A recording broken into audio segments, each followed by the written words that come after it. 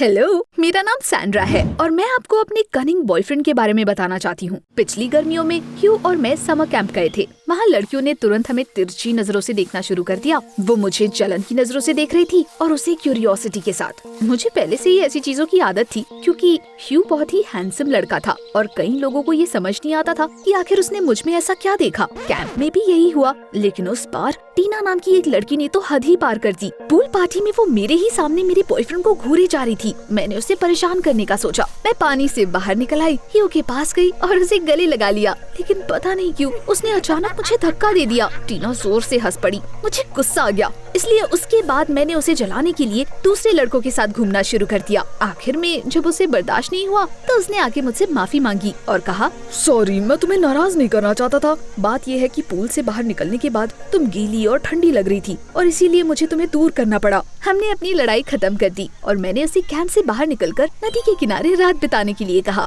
We could take sandwiches, colas and have a picnic and then ह्यू ने मुझे अपनी बात पूरी करने का मौका ही नहीं दिया और तुरंत मेरा आइडिया रिजेक्ट कर दिया। उसने कहा कि वो काफी थक गया है और पहले दिन वो बस अपनी नींद पूरी करना चाहता है। ऑफ कोर्स मुझे ये सुनकर अच्छा नहीं लगा, लेकिन फिर भी मैं इसे पोस्टपोन करने के लिए राजी हो गई। उस वक्त मुझे ये नहीं पता था कि जल्दी ही हमारी फिर से लड़ाई होने वाली है। अगले दिन कैंप के लड़कों के लिए मिस्टर मसल कॉन्टेस्ट अनाउंस हुई। मुझे यकीन था कि मेरा बॉयफ्रेंड इसमें जरूर जीतेगा, इसलिए मैंने उसके लिए अप्लाई कर दिया। लेकिन जब ह्यू को ये बात बताई तो वो मेरे ऊपर चिल्लाने लगा। तुम मेरे लिए फैसला कैसे ले सकती हो? मैं इसमें पार्टिसिपेट करना ही नहीं चाहता था। लेकिन फिर भी उसे इसमें पार्ट लेना पड़ा क्योंकि वो सबके सामने कायर नहीं बनना चाहता था। मुझे काफी गिल्टी फील हो रहा था, इसलिए मैंने ह्यू को ज्यादा से ज्यादा सपोर्ट करने का फैसला किया। यहाँ तक कि मैंने उसके नाम से एक फैन पोस्टर भी बनाया, लेकिन उसने एक बार फिर से मेरी मेहनत की कदर किए बिना मुझे वो पोस्टर बंद करके रखने का इशारा किया। The participants stood in a line and grabbed the barbells on command. सारे लड़कों ने उन्हें अपने सर के ऊपर उठा लिया,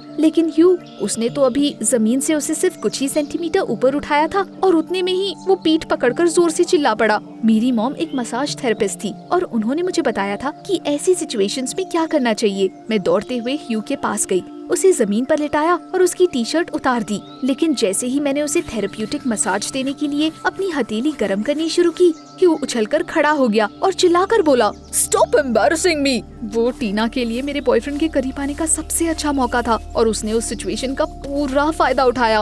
वो दुष्ट लड़की, उसने ह्यू को पानी की बोतल दी और उसे अपने कंधे का सहारा देकर बेड पर ले गई। That was the last straw for me। ये पहली बार नहीं था जब ह्यू बेकार में मुझ पर चिल्लाया था और इस बार तो उसने टीना के सामने ये किया था। मुझे शक होने लगा कि मेरे पीठ पीछे उन दोनों का कोई चक्कर चल रहा है और अब मुझे सच्चाई बताने के बजाय मुझ पर चिल्ला रहा है। पूरे दिन मैं इसी ख्याल की वजह से परेशान थी और शाम को मैंने ह्यू से बात करने का फैसला किया। आफ्टर कर्फ्यू मैं चुपके से उसके रूम के पास गई, लेकिन जैसे ही मैं वहाँ आई उसके रूम का दरवाजा खुल गया और उसके बाद ह्यू उसमें से एक बड़ा सा स्पोर्ट्स बैग लेकर बाहर निकला। उसने घबराते हुए चारों तरफ देखा और फिर कहीं चला गया। ये काफी वियर्ड था। मैंने अपने बॉयफ्रेंड का पीछा किया। वो बीच की तरफ गया और क्लीनर्स के लिए बने हुए एक छोटे से कमरे में घुस गया। वहाँ रात में कोई स्टाफ नहीं होता है, लेकिन मुझे तुरंत समझ आ गया कि उस सुनसान जगह पर कौन ह्यू का वेट कर रहा था। टीना। मैं गुस्से से कांप रही थी। अभी हमें वहाँ पर आए हुए कुछ ही दिन हुए थे और इतनी जल्दी ह्यू ने एक नई गर्लफ्रेंड बना ली थी। मैंने उनकी डेट बर्बाद करने का फैसला लिया और सांस रोककर खिड़की से झांकने लगी, लेकिन काश टीना वहाँ पर होती। Guess what I saw? मैंने अपने बॉयफ्रेंड को अपना सिलिकॉन सूट उतारते हुए देखा और उसके साथ साथ उसके फूले हुए मसल्स और एब्स वो भी उतर गए और उसके बाद उस हैंडसम लड़के की जगह मुझे एक हड्डी जैसा लड़का दिखाई दिया जिसके पीछे इतनी सारी लड़कियां दीवानी थी। मुझे तो हंसी आ गई, लेकिन उसके बाद थोड़ा सा गुस्सा भी आया। वो वियर्डो इतने दिन से बस पहलवान बनने का नाटक कर रहा था और मेरा मजाक उड़ा रहा था। I had been dating a knockoff jock for a whole month और उसे उसका जवाब देना ही होगा। मैं सीधे रूम में घुस गई और डरे हुए ह्यू पर टूट पड़ी। शुरू में वो शर्म के मारे कुछ बोल ही नहीं पा रहा था और चुपचाप से मेरे इल्जाम सहता जा रहा था, लेकिन उसके बाद शायद उसे बर्दाश्त नहीं हुआ और उसने कहा, वैसे अगर तुम भी अपने लिए ये सूट खरीद लो तो अच्छा रहेगा, जिसमें तुम थोड़ी कर्वी लग सको। तुम बहुत ज्यादा दुबली पतली हो, यू नो। मैं उसे उसी वक्त डंप कर देना चाहती थी, लेकिन फिर मुझे उन लड़कियों की याद आई। उन्हें जलते हुए देखकर मुझे काफी अच्छा लगता था और मैं नहीं चाहती थी कि ये सब बंद हो जाए, इसलिए मैंने जल्दबाजी ना करने का सोचा। मैं तो बाद में कभी भी उस झूठे से ब्रेकअप कर सकती थी। है ना। कैंप के आखिर तक मैंने ह्यू से ठीक से बात नहीं की और घर वापस आने पर मेरे पेरेंट्स ने मुझे एक बहुत ही अच्छी न्यूज दी। हम साउथ घूमने जा रहे थे। मेरी बड़ी बहन रोज और मैंने कभी इतनी तेजी से अपने बैग्स पैक नहीं किए थे। उसके बाद अगले दिन मैं ऑलरेडी अपने रूम की खिड़की से समुंदर के नजारे का मजा ले रही थी। The vacation was so important for me. मुझे ह्यू के लिए अपनी फीलिंग्स सॉर्ट आउट करने के लिए थोड़ा टाइम चाहिए था, लेकिन किसे पता था हमारे हॉलिडे के पहले ही दिन मुझे अपना दूसरा क्रश मिल जाएगा। वो लड़का बीच पर लाइफ गार्ड का काम करता था और किसी मूवी स्टार से कम नहीं लगता था। उसे देखते ही मुझे उससे प्यार हो गया। मैं पूरे दिन पागलों की तरह उसे घूरती रही और उसके बाद मैंने उसे जानने का फैसला लिया, लेकिन उसने मुझे वेट्रेस समझकर मुझे मोहितो लाने के लिए बोल दिया। So rude. It was a complete failure. Room में आने के बाद मैंने रोज को सब कुछ बताया और उसने प्रॉमिस किया कि वो मेरी हेल्प करेगी। अगले दिन वो बार में उस लाइफ गार्ड के पास बैठ गई और किसी चीज के बारे में बात करनी शुरू कर दी। वो तुरंत मेरी बहन की बातों में इंटरेस्ट लेने लगा। ऑफ कोर्स उसकी बॉडी काफी अच्छी थी। रोज उछलते हुए मेरे पास आई और कहा, आप खुश हो जाओ सिस, मैंने सारी बात कर ली है। स्कॉट और मैं आज रात बीच पर वॉक पर जाने वाले हैं, लेकिन मेरी जगह तुम जाओगी। अब तुम्हें बस उस पर अपना जादू चलाना है। मैंने अपनी पूरी कोशिश की। डेट पर मैंने उसे जोक सुनाए, समझदारी वाली बातें की और यहाँ तक कि डांस के बीच में स्प्लिट्स भी किए, लेकिन स्कॉट को इससे कोई फर्क नहीं पड़ा। वो पूरी शाम बस अपने फोन में देखता रहा और कैफे में उसने मेरे लिए पे भी नहीं किया। आखिर में उसने मुझे सारा कहकर बुलाया। रूम में वापस आने के बाद मैं फूट फूट कर रो पड़ी, लेकिन इसकी वजह से रोज गुस्सा हो गई और कहा, ओ गॉड, अब रोना धोना बंद करो। तुमने मेरी सारी मेहनत बर्बाद कर दी। कल तुम उस लड़के के पास जाओगी और उसे खुद को नोटिस करने पर मजबूर कर दोगी, समझ आया? अगले दिन मैंने सोच लिया था कि अब मुझे कुछ बड़ा करना होगा। मैंने स्कॉट के टावर पर चढ़ने का वेट किया। उसके बाद पानी में चली गई और हाथ हिलाकर चिल्लाना शुरू कर दिया, मुझे बचाओ, हेल्प, मुझे बचाओ, मैं डूब रही हूँ। मैंने बहुत अच्छा नाटक किया। स्कॉट भागता हुआ मेरे पास आया। जब वो तैरकर मेरे पास आया तो मैं ढीली पड़ गई और मैंने बेहोशी का नाटक किया। उसके बाद स्कॉट मुझे अपनी बाहों में भरकर किनारे पर ले आया और मुझे रेत पर लेटा दिया। मैं जानती थी कि अब सबसे इंटरेस्टिंग चीज होने वाली थी। Mouth to mouth. I tasted his salty lips, opened my eyes and jumped in horror. वो स्कॉट नहीं बल्कि उसका कलीग था। मैंने गुस्से में उसे गाली देकर थूकना शुरू कर दिया। स्कॉट ने परेशान होकर अपना सर हिलाया और वहाँ से चला गया। एक बार फिर से मेरा प्लान फेल हो चुका था और ऐसा लग रहा था कि अब मेरे पास कोई चांस ही नहीं बचा। मैंने पूरे दिन दुखी मन से कॉकटेल्स पी और शाम में अपने रूम में जाने लगी, लेकिन होटल के पास मुझे कुछ अजीब दिखाई दिया। मेरी बहन बेंच पर स्कॉट के बगल में बैठी हुई थी। मैं एक पाम ट्री के पीछे छिप गई और उनकी बातें सुनने लगी। यार, मैंने तो तुम्हें नाटक करने के लिए बोला था। अब वो बहुत अपसेट हो गई है। आई एम रियली सॉरी, लेकिन तुम्हारी बहन, कैसे कहूँ, वो बदसूरत और बिल्कुल दुबली पतली है। मुझे उसमें कोई इंटरेस्ट नहीं है, तो मैं नाटक भी नहीं कर पाया। अब मुझे सब कुछ समझ आ गया था। उस दिन बीच पर रोज ने स्कॉट को कोई फंसाने की कोशिश नहीं की थी, बल्कि उसने सीधे उससे अपनी बदसूरत बहन से फ्लर्ट करने को बोल दिया था। मेरे आसपास के लोग हमेशा मुझसे झूठ क्यों बोलते हैं। मैं रोते हुए अपने रूम में भाग गई। रोज के आने के बाद मैंने उसे सब कुछ बोल दिया, जो कुछ भी मेरे मन में था, लेकिन उसने मुझसे माफी नहीं मांगी और बोलने लगी,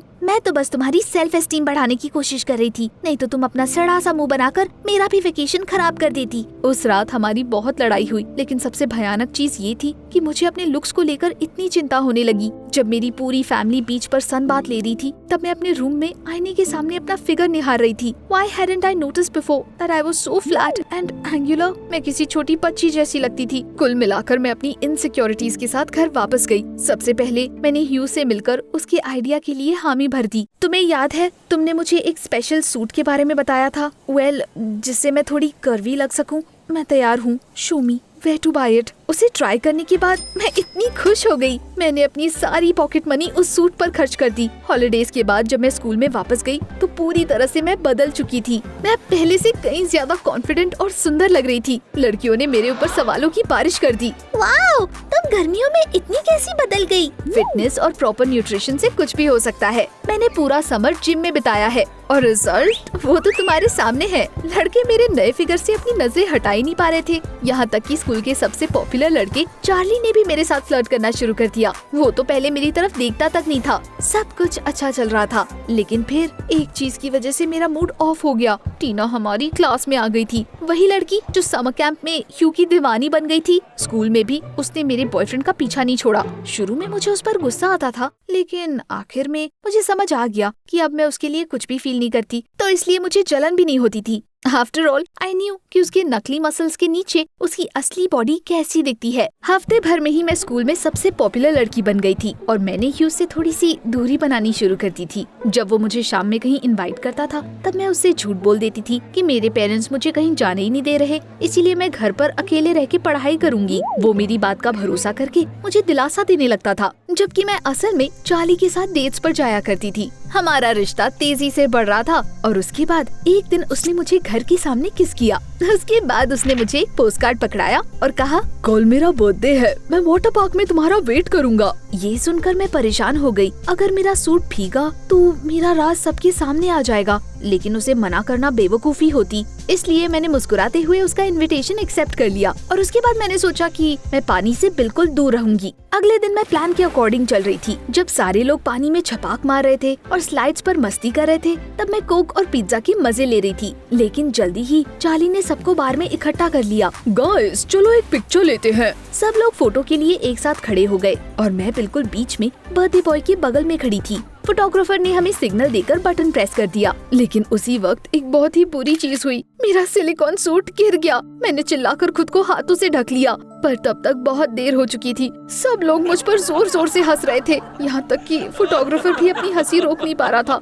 आई grab the camera and saw who was to blame for the biggest shame of my life. वो ह्यू था। वो मेरे ठीक पीछे खड़ा हुआ था और उसने मेरे सूट का जिप खोल दिया। वो कितना कमीना था और स्टूपिड भी, क्योंकि उसको लगा कि मैं उसे ऐसे ही जाने दूंगी। मैंने अपने क्लासमेट्स को हंसने से रोकने के लिए ताली बजाई और चिल्लाकर कहा, गाइस यू नो व्हाट, ये सब ह्यू का किया धरा है। ये उसी का आइडिया था। तुम्हें लगता है कि ये उसकी असली बॉडी है? Of course not. लुक, मैंने अपने बुली का पेट पकड़कर खींच लिया, लेकिन ह्यू की स्किन तुरंत लाल हो गई और वो दर्द से चीख पड़ा। बट मैंने तो सब कुछ अपनी आंखों से देखा था, ये कैसे पॉसिबल था? मैं घबराकर लॉकर रूम में भाग गई। वहाँ मैं एक बेंच पर जाकर बैठ गई और जोर जोर से रोने लगी। 5 ही मिनट बाद कोई मेरे बगल में आकर बैठ गया और मेरा हाथ थाम लिया। मुझे यकीन था कि वो चार्ली होगा जो मुझे दिलासा देने आया था, लेकिन वो ह्यू था। I am really sorry if that was harsh, लेकिन तुमने मुझे बहुत हर्ट किया। कल मैं फूलों के साथ तुम्हारे घर आया था ताकि तुम्हारे पेरेंट्स से परमिशन लेके तुम्हें बाहर ले जा सकूं, लेकिन उन्होंने कहा कि तुम तो वहाँ नहीं हो। मैं वहीं बाहर तुम्हारा वेट करने लगा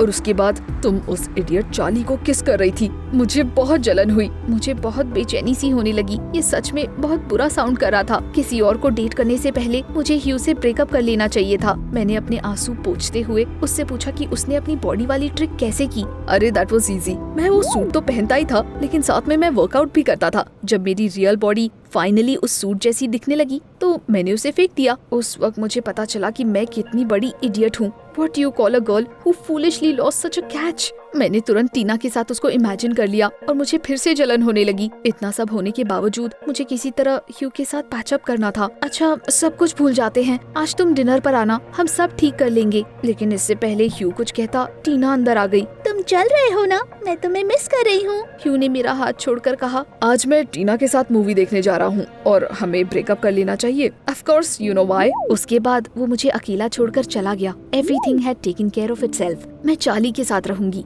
वो भी ह्यू से कम नहीं था। मैंने अपना चेहरा धोया, मेकअप लगाया और पूल के पास गई, लेकिन चार्ली ऑलरेडी किसी दूसरी लड़की के साथ फ्लर्ट कर रहा था। मैं अपने ही खेल में हार चुकी थी। ये मेरी बेवकूफी थी कि मैंने लुक्स को अहमियत दी और अब चार्ली को कोई ऐसी मिल गई थी जो मुझसे भी ज्यादा खूबसूरत थी। उसके बाद मैंने वो स्टूपिड सूट वहीं पर कचरे के डब्बे में फेंक दिया और घर आ गई। रोज ने सजेस्ट किया कि मुझे ह्यू से माफी मांग लेनी चाहिए और उसे वापस पाने की कोशिश करनी चाहिए। What do you think I should do?